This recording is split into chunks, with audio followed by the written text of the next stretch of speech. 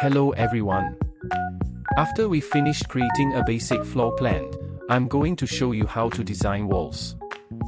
For example, if you want to create a recessed wall to increase storage space, press key 3 to switch to the 3D perspective view.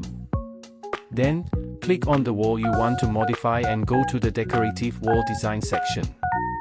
Once inside, the interface will look similar to floor design or ceiling design.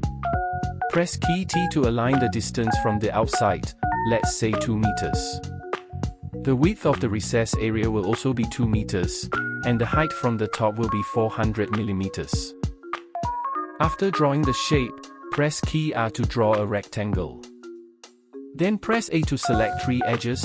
You'll see edge indicators appear on the screen. Similar to ceiling design, 4 corner options will appear. Here, I'll select round outward corner, and as I move, the rounded shape adjusts automatically. I'll set the radius to 500 millimeters. Once the recessed shape is complete, I'll pull the outer wall 200 millimeters outward, so the recessed depth becomes 200 millimeters. Exit to the main view. As you can see, the wall is now recessed by 200 millimeters. To apply materials to the recessed area, go to the Materials and Components section.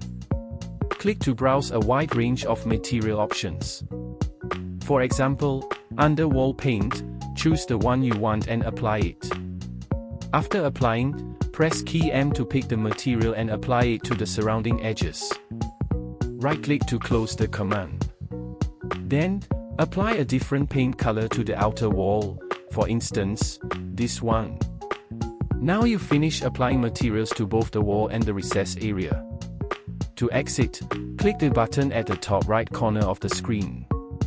You can also decorate the wall in a classic style. Go to Decorative Wall Design, and under this section, you'll find various wall panel styles. Choose the one you like, then drag it out and place it on the wall. Once it's placed, you can select the model and adjust its dimensions from the panel on the right. You can also adjust size directly by dragging the control points on the wall. Alternatively, you can add molding or wall panels from the public library under Architecture Wall. Here you can select from various decorative styles, for example, classic style molding. If the dimensions aren't as you want, you can edit them on the right panel by changing the height or distance from the floor. There's another way to create a recessed wall, like the one earlier.